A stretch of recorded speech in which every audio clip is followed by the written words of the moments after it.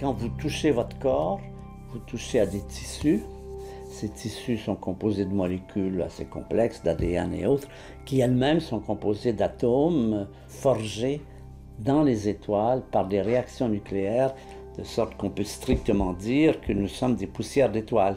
Quand vous touchez à votre corps, vous touchez à des atomes qui étaient présents avant la naissance du Soleil, qui flottaient quelque part entre les étoiles et qui un jour se sont retrouvés dans une nébuleuse, une grande nébuleuse qui s'est effondrée, qui a donné naissance au Soleil, au système solaire.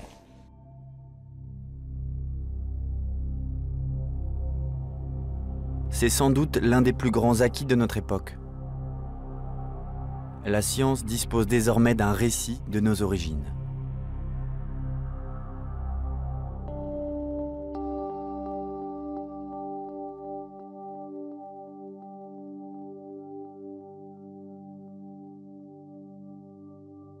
C'est la même aventure qui se poursuit depuis 14 milliards d'années. Une histoire qui unit l'univers, la vie, l'homme.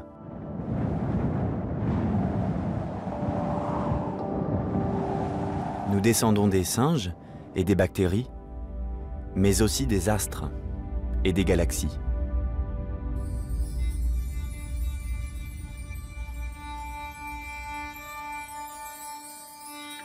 Je pense que le fait qu'au XXe siècle, on ait compris que l'univers a une histoire, c'est le plus grand résultat scientifique de tous les temps.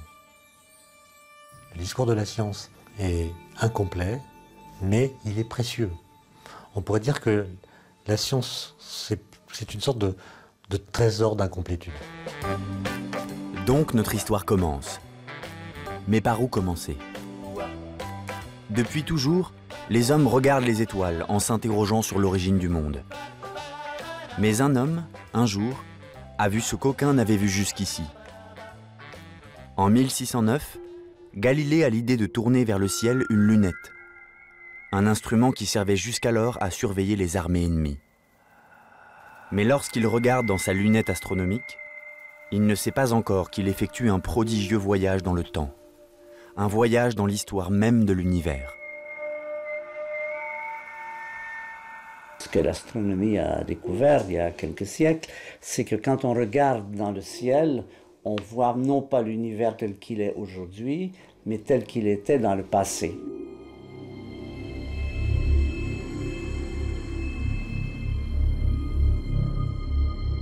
La lumière voyage avec une vitesse qui n'est pas infinie. Ça met du temps pour que des images de telle ou telle galaxie ou tel astre nous arrivent. Donc, quand on regarde cet astre, on le voit tel qu'il était au moment où cette lumière était émise, ce qui peut être 8 minutes pour le Soleil, ce qui peut être quelques années pour les étoiles qu'on voit à l'œil nu, ce qui peut être quelques milliards d'années pour les galaxies que l'on voit avec les télescopes. Do you think we can change the world? The power, is it in your hands? Sans télescope, nous ne connaîtrions qu'une lune, 6 planètes et quelques milliers d'étoiles. L'observatoire du Pic du Midi se situe à près de 3000 mètres d'altitude dans les Pyrénées. Depuis plus d'un siècle, les astronomes y observent l'univers à des distances de plus en plus grandes, donc de plus en plus loin dans le passé. Un télescope, c'est une véritable machine à remonter le temps.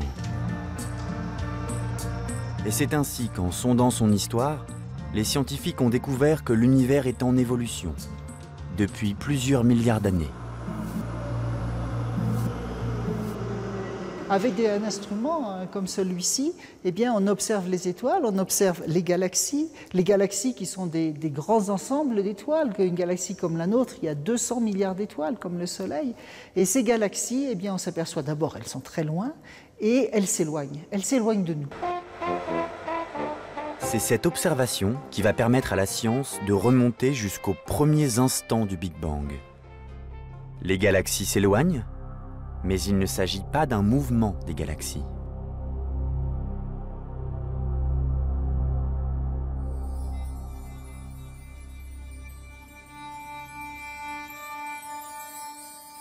On a l'impression que les galaxies s'éloignent de nous proportionnellement à leur distance. Plus elles sont loin, plus elles s'éloignent de nous avec une grande vitesse.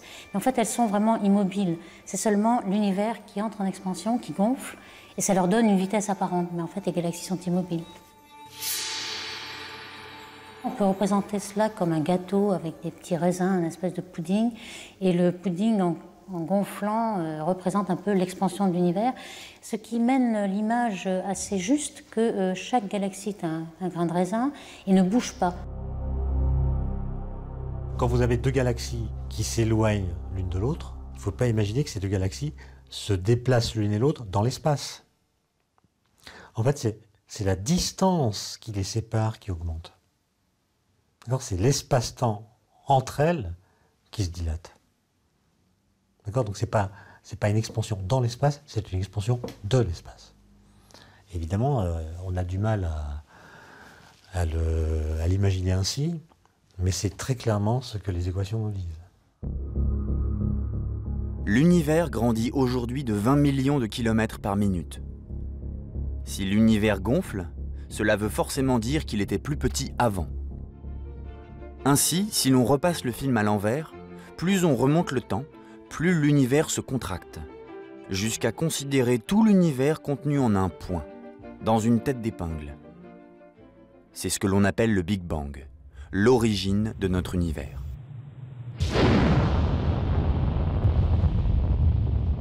Cet événement a eu lieu il y a 13,7 milliards d'années. Cette théorie d'un début, d'une naissance de l'univers, a longtemps été contestée par les scientifiques eux-mêmes. Et c'est à la suite d'une découverte accidentelle en 1965 que l'idée d'un Big Bang originel s'est imposée.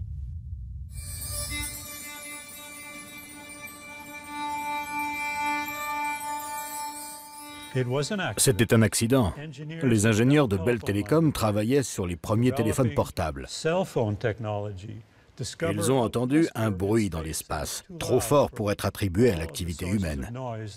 C'est resté un mystère pendant 5 ans, puis on a compris. C'était un rayonnement émis au commencement de l'univers. C'est ce qu'on appelle le rayonnement fossile. C'est le document fossile le plus ancien que nous ayons du passé de l'univers. Ce bruit de fond est en réalité composé de photons, les premiers grains de lumière échappés du Big Bang. Ces particules lumineuses âgées de plus de 13 milliards d'années ont voyagé jusqu'à nous. Une véritable empreinte cosmique qui témoigne des origines de l'univers. Ces particules de lumière sont de véritables fossiles. De la même façon que les empreintes de dinosaures prouvent que ces animaux ont foulé le sol terrestre, ce rayonnement est bien la preuve que l'univers a gonflé à partir d'un état dense et chaud. Alors ce rayonnement, maintenant, d'après la théorie, il a été émis, non pas au moment du Big Bang, mais 380 000 ans après. Ça paraît long, mais par rapport à 13 milliards d'années, c'est court. C'est pratiquement à une période où l'univers était à 3000 degrés. L'obsession des scientifiques va être désormais de photographier cet univers naissant. En 1992, une première image est captée par le satellite Kobe. Cette image exceptionnelle ne laisse aucun doute. La théorie du Big Bang est validée. Mais ça ne va pas s'arrêter là. Le 14 mai 2009, la fusée Ariane 5 lance le satellite Planck. À son bord, un télescope, conçu pour délivrer une image 1000 fois plus précise de cette première lueur de l'univers.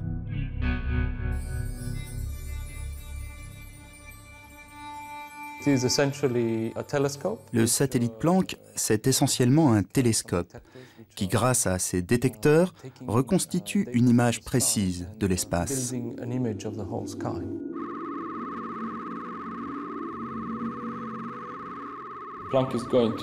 Le satellite va prendre des photos du rayonnement émis 380 000 ans après le Big Bang. Au moment où cette lumière fut émise, l'univers était 1000 fois plus petit qu'aujourd'hui. Il était aussi beaucoup plus comprimé et beaucoup plus chaud.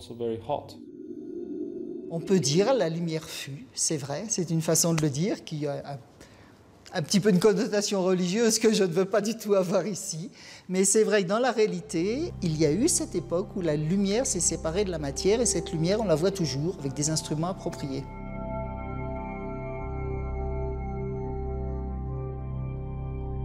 Quand l'univers était moins âgé que ces 380 000 ans, il était chaud, il était lumineux, mais cette lumière-là était toujours absorbée et réémise par la matière, donc elle n'a pas directement traversé les âges. Avant 380 000 ans, donc, l'univers reste inaccessible à l'observation. Pourtant, les scientifiques ont trouvé le moyen de reconstituer cette période du Big Bang, jusqu'aux premiers instants de l'univers.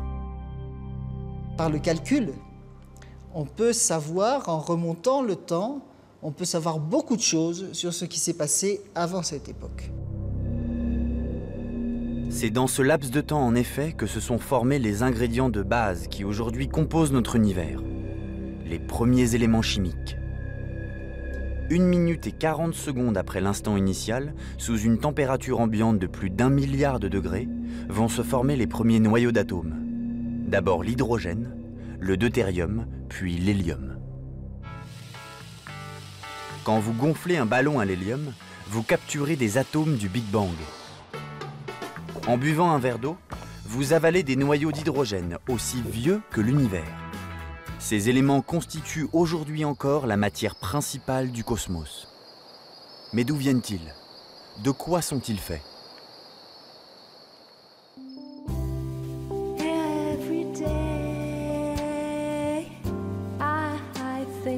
Ces premiers atomes sont eux-mêmes composés de particules plus petites, les électrons et les quarks. Ce sont les particules élémentaires. Si on veut remonter le temps, il faut donc pouvoir diviser la matière pour dire quel est le plus petit composant de l'univers. Quand on remonte vers le Big Bang, on approche d'un moment où tous les éléments, les atomes, les galaxies, les chevreuils sont dissociés en quarks et en électrons. La dernière image que l'on a accessible, c'est une espèce de soupe, de potage de ces lettres qui sont les particules élémentaires. Cette soupe primordiale est la clé de voûte des origines. En étudiant l'infiniment petit, on se rapproche inexorablement du Big Bang. C'est la raison d'être de cette mystérieuse machine, le grand accélérateur de particules du CERN, en Suisse. Cet anneau souterrain de 27 km de circonférence projette des particules à des vitesses proches de celles de la lumière.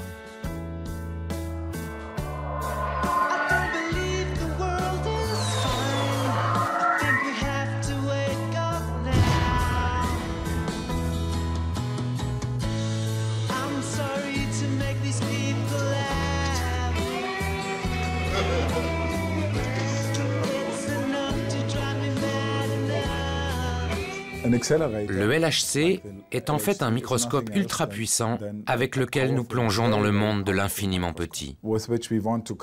Nous essayons tout d'abord de comprendre la nature des particules qui nous composent et de savoir quelles forces les animent. Mais ce n'est pas tout, car grâce à cette machine, nous nous rapprochons des origines mêmes de l'univers. Nous explorons l'univers à ses débuts.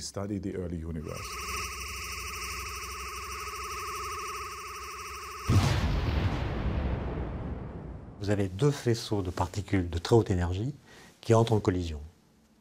Ça veut dire que dans un tout petit volume dans l'espace, pendant un temps très bref, vous recréez dans le présent les conditions physiques de l'univers primordial. Le but de cette expérience unique est bien de percer les secrets de la matière. Voir comment la matière se comporte quand elle est soumise à une forte densité et à de très hautes températures, c'est imaginer comment notre univers a pu se former dans un mouchoir de poche, il y a 13,7 milliards d'années. C'est comme ce que font les enfants quand ils veulent savoir de quoi leurs jouets sont faits. Ils les cassent. Si vous voulez connaître le microcosme de l'univers, vous devez casser la matière. Jusqu'où pouvons-nous aller dans les débuts de notre univers? Eh bien, nous arrivons à un millionième de seconde après le Big Bang. À ce moment-là, notre univers contenait déjà l'énergie nécessaire pour produire tout ce qui est autour de nous. Il n'était pourtant pas plus gros qu'un grain de sable. et sa température était de plus d'1 milliard de milliards de degrés. Or, à cette échelle, nos lois physiques actuelles trouvent leurs limites. C'est là qu'on en est, mais si avec le nouvel accélérateur ou d'autres encore, on arrive à casser les électrons et à montrer qu'il y a encore tout un monde, que les électrons sont aussi complexes que le système solaire, ce qui n'est pas impossible, on ne sait rien, eh bien évidemment, on poursuivra cette histoire. C'est une histoire à faire à suivre. Reste la question, celle de l'instant initial du Big Bang, que la science est incapable de décrire. Elle ne peut remonter jusque-là ni par l'observation, ni par le calcul. Ce qui ne signifie pas qu'elle n'a rien à en dire. Tout ce qui nous entoure et que nous pouvons voir autour de nous, dans les premiers instants de l'univers, était concentré dans un volume infiniment petit. Oh oui, c'était contenu dans une tête d'épingle. Oui, c'était tout petit. Mais alors, comment imaginer l'infini de l'univers dans un si petit volume? S'il est infini, évidemment, il n'a jamais été petit. Si vous êtes infini un jour, vous l'êtes infini toujours. Vous ne passez pas du fini à l'infini comme ça. Donc quand vous dites que l'univers était petit comme une tête d'épingle, et même moins que ça, vous imaginez une tête d'épingle dans un espace infini, je pense. En fait, il n'y avait pas d'espace infini. D'accord? La tête d'épingle était petite, mais en fait, c'était l'univers. Tout petit déjà, l'univers était infini. Et ce, dès sa naissance. Ici, notre esprit se heurte à ses propres limites. Car s'il y a un début de l'univers, une autre question se pose, tout aussi vertigineuse. Peut-on parler d'un instant zéro où tout aurait commencé? Non. Zéro est trop absolu. Je ne pense pas qu'il y en ait un. Enfin, j'imagine qu'il y a un zéro dans le temps. Oula, c'est dangereux, on est sur un terrain glissant, là. On peut toujours parler d'un instant zéro, à condition d'admettre que la physique ne le décrit pas. Si je dis que le temps commence au moment du Big Bang, il y a forcément un temps zéro. Mais il nous est inaccessible. Nous n'arriverons jamais à ce zéro. La question du commencement du temps nous mène dans une impasse. Si le temps zéro est inaccessible, peut-on malgré tout se demander ce qu'il y avait avant le Big Bang? Le Big Bang, c'est l'horizon. C'est la limite au-delà de laquelle on n'a rien. C'est pas « il y avait rien », c'est « on n'a rien ». On n'a aucune observation, aucune donnée qui nous permette de dire qu'est-ce qu'il y avait avant 13,7 milliards d'années. C'est un peu comme quand vous êtes au bord de la mer, vous voyez de l'eau jusqu'à l'horizon, vous ne vous avisez pas de dire que l'eau s'arrête là parce que vous ne voyez pas. Aujourd'hui, des cosmologistes osent s'aventurer au-delà de cet horizon. L'objectif est de plus en plus vertigineux. Il s'agit de comprendre ce qui a pu provoquer le Big Bang.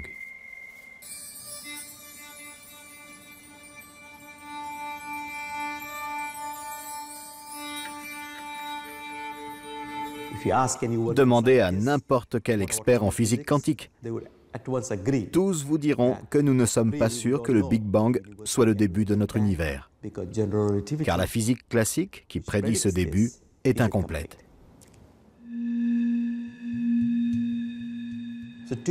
J'ai toujours eu l'intuition que le Big Bang ne pouvait pas avoir tout créé. Mais qu'est-ce qui pouvait remplacer cette théorie? Ce physicien reconnu mondialement a construit un modèle mathématique pour traverser la barrière du Big Bang. Il peut alors regarder de l'autre côté du miroir. Dans le passé lointain, l'univers était vaste, mais s'est effondré sur lui-même. Il est devenu tout petit, et il s'est redéployé. Le professeur Ashtekar décrit l'existence avant le Big Bang d'un univers semblable au nôtre, mais à l'évolution inverse.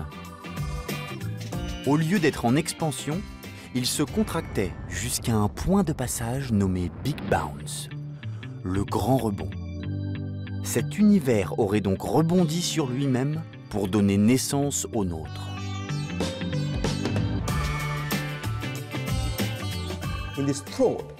Dans ce que j'appelle le goulot, l'échelle de l'univers est minuscule.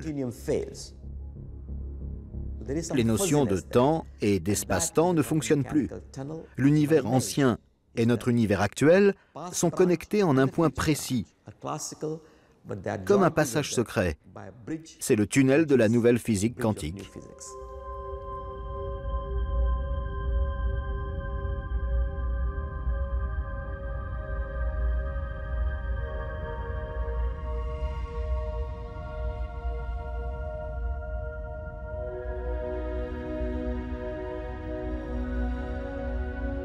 Tout ce que nous voyons aujourd'hui a une filiation directe avec le Big Bang.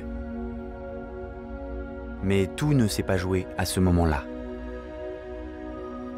Le monde ne s'est pas fait en 7 jours, mais bien en 13,7 milliards d'années. Cette évolution est jalonnée de naissances et de disparitions. Rien ne se perd, rien ne se crée. Tout se transforme.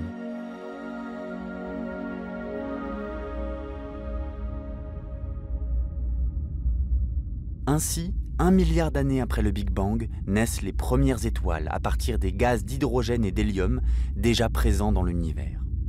Il y a ce nuage de gaz qui s'effondre par sa propre gravité. Et 1000 ans après, on a déjà une proto-étoile qui se forme et qui est tellement concentrée qu'elle commence par rayonner.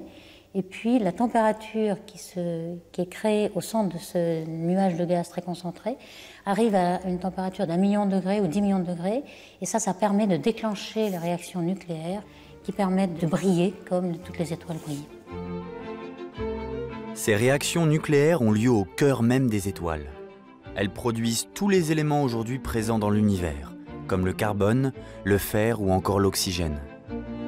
Lorsque ces étoiles-usines ont consumé tout leur combustible, elles gonflent, puis explosent en supernova. La matière produite dans les étoiles se disperse ainsi dans l'espace.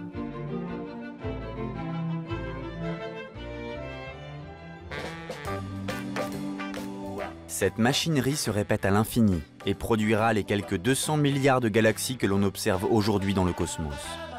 Chacune d'entre elles est composée de plusieurs centaines de milliards d'étoiles. Bienvenue dans votre galaxie, la Voie lactée.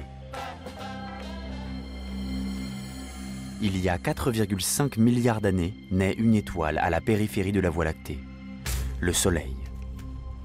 Des amas gazeux se détachent du Soleil en formation et gravitent autour de lui. C'est ainsi que les planètes de notre système se forment.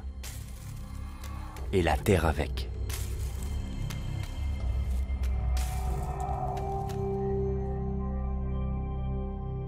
Mais ce qui distingue notre planète est un phénomène que les scientifiques ont encore bien du mal à expliquer.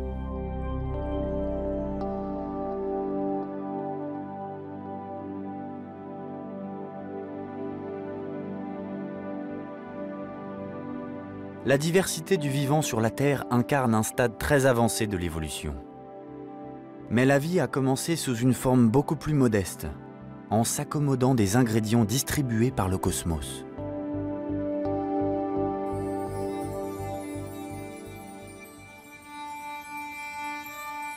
La Terre s'est formée il y a 4,56 milliards d'années. Après sa formation, pendant plusieurs centaines de millions d'années, elle a été bombardée, elle a reçu des météorites, d'énormes météorites avec des flux très importants. Ce flux, il a diminué de façon notable il y a 4 milliards d'années. Et on pense que c'est à ce moment-là que la vie est apparue.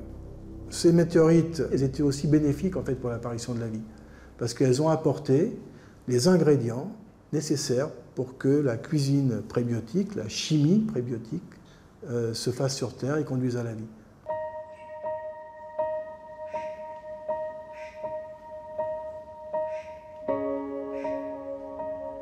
Dans les comètes, il y a des éléments, ce n'est pas encore du vivant. Il y a simplement des éléments qui ont participé à l'émergence de la vie sur Terre. Une fois que ces éléments sont tombés dans l'eau, se sont assemblés, il faut que ces éléments s'assemblent dans l'eau, un peu comme des briques qui s'assemblent, et ce n'est pas encore du vivant. La vie descendrait donc de la matière. Mais comment le prouver? En 1952, un biologiste américain, Stanley Miller, conduit une expérience inédite. Dans un ballon, il introduit les gaz de la Terre primitive, le remplit d'eau, chauffe le tout et provoque des étincelles en guise d'éclairs. Au bout d'une semaine, une substance rouge apparaît au fond du ballon. Elle comporte des acides aminés, ces molécules qui sont les composants de la vie. Stanley Miller provoque la stupeur, mais la preuve est faite. Ce lien entre l'inerte et le vivant, c'est le trait d'union entre les composants de l'univers et nous. Reste un problème de taille. Les acides aminés sont bien les briques du vivant, mais ce n'est pas encore la vie. On essaye de transformer cette matière extraterrestre en matière vivante en laboratoire. Pour l'instant, on n'a pas réussi encore. C'est très difficile, puisqu'il a sans doute fallu sur Terre, sur la Terre primitive, plusieurs dizaines de millions d'années pour partir des composés simples et arriver à la vie. Et ça, avec notre faible durée de vie de pauvres scientifiques, on ne peut pas le reproduire expérimentalement, bien évidemment. Les scientifiques n'ont donc aucune trace, aucune image des premiers pas de la vie. À la suite de longues fouilles, ils ont fini par dénicher la plus ancienne manifestation du vivant sur Terre.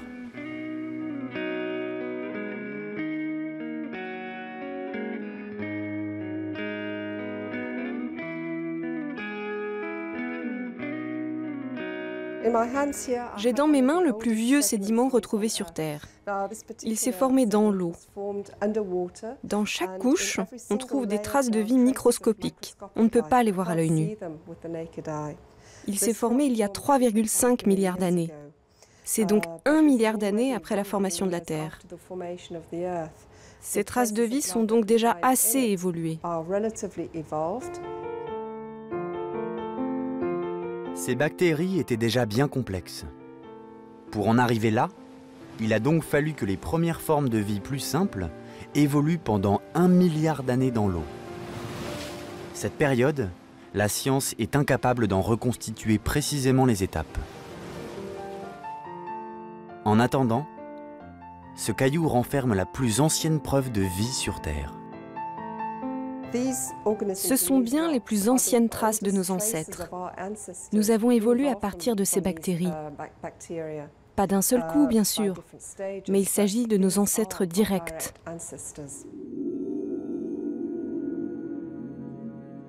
Les premières bactéries sont donc les ancêtres de tous les organismes vivants. Elles vont régner pendant quelques 3 milliards d'années, en compagnie de quelques algues primitives. Il y a 600 millions d'années, la vie connaît une véritable explosion de sa diversité. Certains la nomment d'ailleurs le Big Bang de la vie. Les cellules s'associent en formes plus complexes.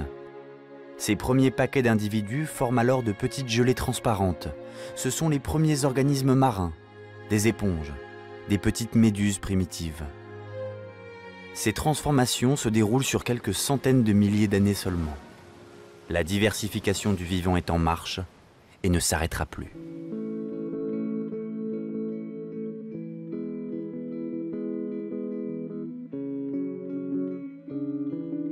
Le Muséum d'histoire naturelle de Paris a constitué en 4 siècles une véritable bibliothèque du vivant. Cette classification permet de comprendre comment les espèces varient d'une génération à l'autre. C'est le milieu naturel, en perpétuel mouvement, qui provoque ces variations. Et ce singe que nous sommes n'échappe pas à cette règle.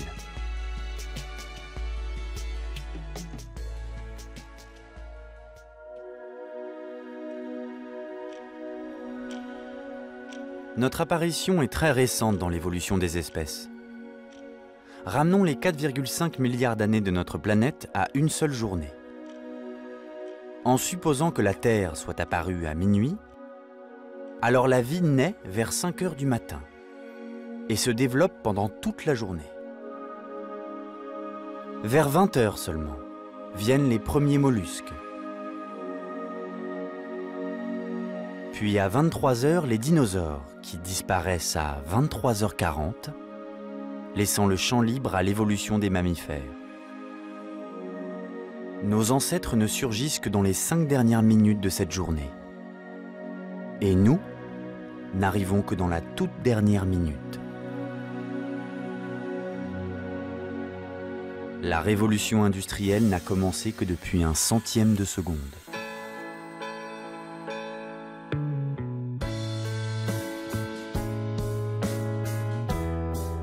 Nous avons longtemps placé l'homme au sommet de l'évolution. Notre arbre généalogique suivait alors une progression linéaire, d'un être primitif vers un être parfait. Mais cette image d'Épinal ne résiste pas au progrès de la génétique et de la paléontologie. L'homme ne descend pas du singe. C'est un singe, parmi d'autres. L'histoire de nos origines n'est pas une ligne droite, mais un véritable labyrinthe.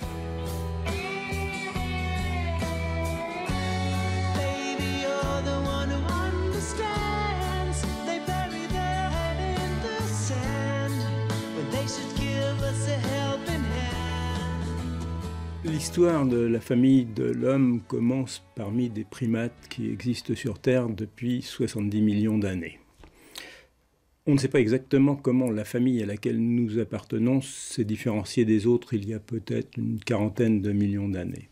Mais ce que l'on sait beaucoup mieux, bien qu'il y ait très très peu de fossiles, tout cela repose sur quelques individus seulement, c'est qu'il semble s'être séparé des grands singes africains, gorilles et chimpanzés, à partir de 7 à 8 millions d'années avant nous.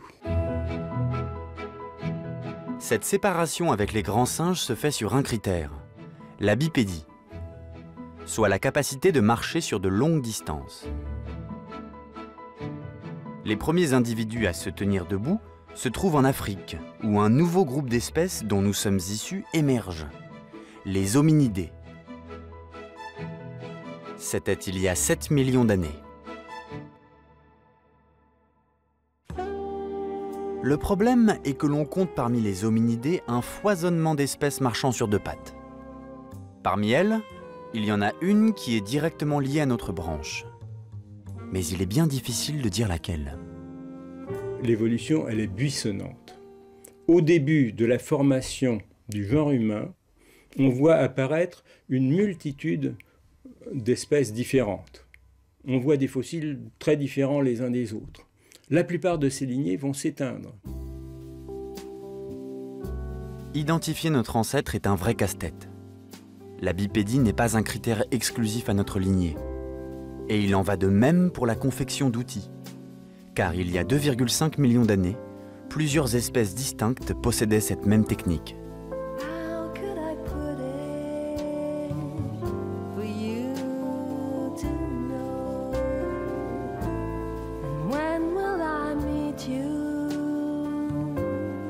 Longtemps, on croyait que l'outil était l'apanage de l'homme. Donc on a découvert Homo habilis il y a plus de 40 ans, un peu différent des australopithèques, même pas mal à certains égards, notamment la taille du cerveau. On avait des outils à côté de lui, donc ça nous semblait tout à fait logique d'en faire un homme.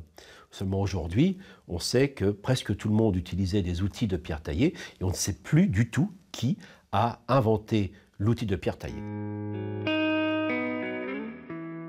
Ce cher habilis fait bien partie du genre Homo, cette famille d'espèces plus réduite d'où nous provenons. Mais il ne peut pas être notre ancêtre direct. Sa morphologie est trop différente de la nôtre. Par contre, il cohabitait avec d'autres spécimens, dont un nous intéresse tout particulièrement. Vers 2 millions d'années, arrive un événement considérable qui est l'émergence, au-delà de toute polémique, des vrais hommes, qu'on appelle les Homo ergaster, et il est juste derrière moi. Il est très clair que ce qui caractérise le genre Homo, le genre humain, avec Homo ergaster, c'est une grande taille corporelle, plus longiligne, plus gros cerveau, mâchoire plus ou moins régressée, et ça va continuer jusqu'à nous, et puis surtout l'apparition bientôt de nouveaux outils. Donc, Homo ergaster est, quelles que soient les opinions des différents chercheurs, un homme incontestable. Nous connaissons Homo ergaster grâce au fossile d'un adolescent de 16 ans, retrouvé au Kenya. Ergaster avait de l'allure. Excellent bipède, il s'affranchit du monde des arbres et peut courir sur de longues distances. Un atout idéal pour la chasse. Dès lors, le genre Homo va s'aventurer en dehors du berceau africain. Jusqu'à présent, depuis 6-7 millions d'années jusqu'à 2 millions d'années, toute l'histoire de notre lignée se déroule en Afrique. Eh bien, à partir de 2 millions d'années, une branche, le genre Homo, se déploie sur l'Afrique, le Proche-Orient, le sud de l'Europe et le sud de l'Asie. Et à côté, toutes les autres branches de notre lignée, qui étaient très diversifiées, vont s'éteindre.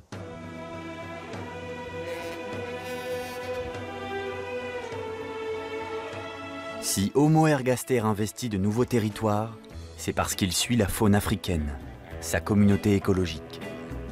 À la faveur d'un réchauffement climatique, hommes et animaux s'étendent plus au nord, jusqu'ici en Espagne, à Atapuerca.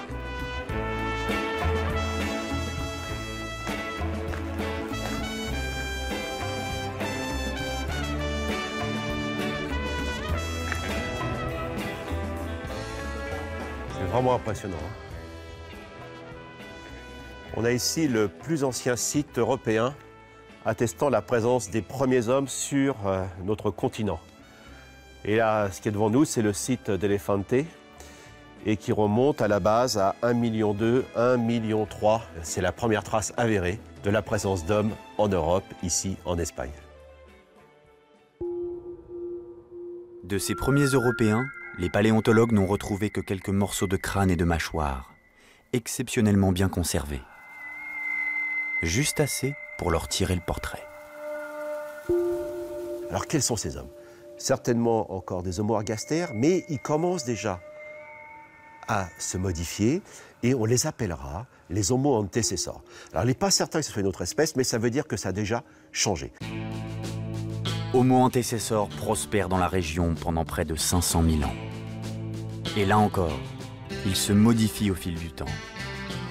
Une nouvelle espèce du genre humain va alors lui succéder. Atapuerca conserve les traces de cette évolution. Nous sommes maintenant il y a 400 000 ans, dans le gisement de la Galeria. Nous arrivons dans la période qui fait suite à Homo antecessor. Donc après Homo antecessor, se dégage une branche de la lignée humaine qui mène vers l'homme de Néandertal.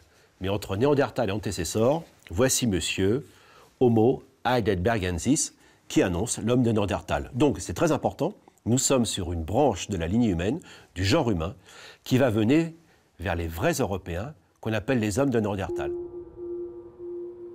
Ce fossile retrouvé à Atapuerca est celui d'un homme robuste, d'1,70 m pour 90 kg. Mais l'évolution la plus spectaculaire est ailleurs. Les capacités intellectuelles de cet homme supposent qu'il possédait déjà un langage. Donc on a vraiment affaire à des hommes costauds, mais qui plus est, avec un gros cerveau. On arrive à 1100-1200 cm3. Je rappelle que chez nous, actuel, l'homme moderne, c'est 1350 cm3. Ces hommes réservent bien des surprises. Dans une grotte à 13 mètres de profondeur, les paléontologues d'Atapuerca découvrent en 1995 les restes de 32 individus. L'accès à ce lieu appelé puits aux ossements est très difficile. Les dépouilles de ces hommes, femmes et enfants ont été placées là intentionnellement. Il s'agit d'un acte volontaire qui consiste à déposer les corps des défunts. Donc c'est une chapelle ardente préhistorique, mais je rappelle 400 000 ans. Et au milieu de tous ces squelettes, que va-t-on trouver?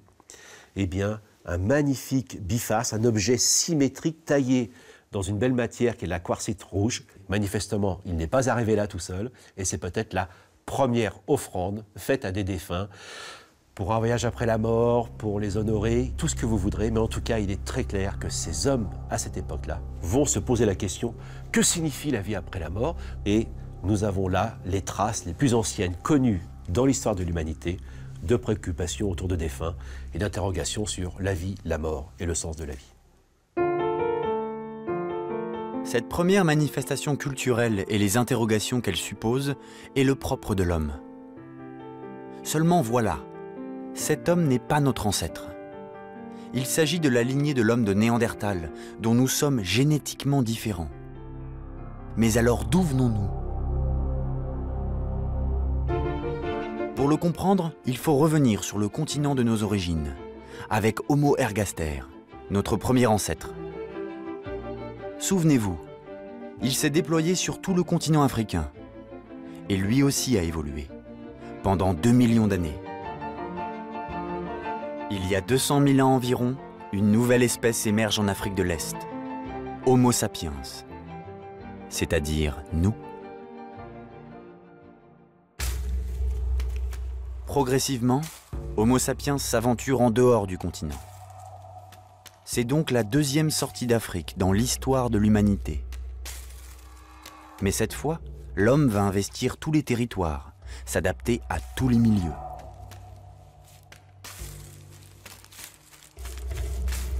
Homo sapiens, c'est une réussite comme jamais auparavant dans l'histoire de tous les mammifères, je dis bien tous les mammifères. Il n'y a pas un seul mammifère qui a été capable d'aller partout dans le monde comme cela. Je vous donne un seul exemple.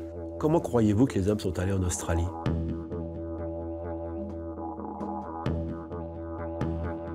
L'Australie, on ne peut jamais y aller à pied. Même quand le niveau des mers est très bas, il y a 80 km à traverser. Donc c'est au-delà de l'horizon. On ne va pas au-delà de l'horizon parce qu'on a faim. On n'y va pas par nécessité. On y va parce qu'on a une espèce d'interrogation, une motivation fascinante qui les amène au-delà de l'horizon. Aujourd'hui, c'est la conquête de Mars. Et nous sommes comme cela depuis au moins 100 000 ans. Au fil des millénaires, Homo sapiens va partout. Ainsi, il y a 40 000 ans, nos ancêtres directs investissent le continent européen. On les appelle désormais les hommes de Cro-Magnon. Et sur cette nouvelle terre, surprise, nous ne sommes pas les premiers.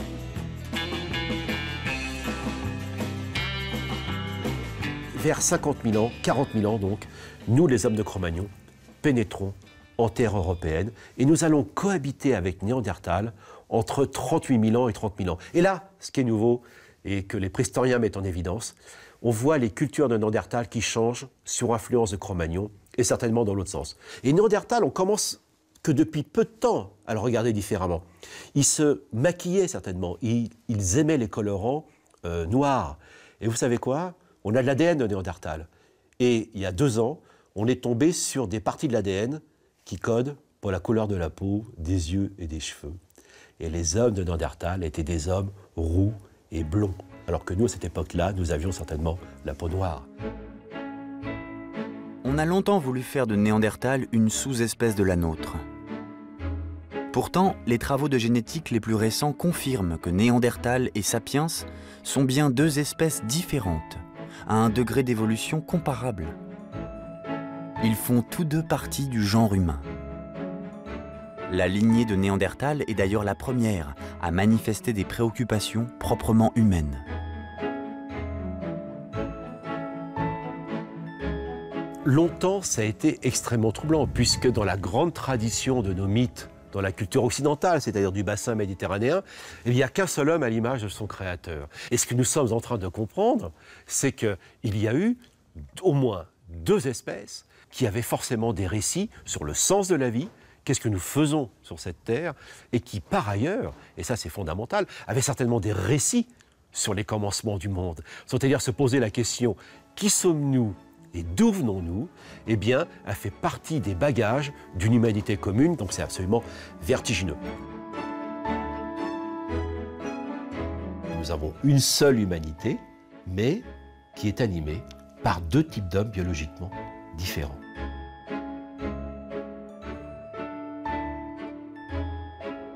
Pendant près de 10 000 ans, nous avons côtoyé des femmes et des hommes d'une autre espèce que la nôtre.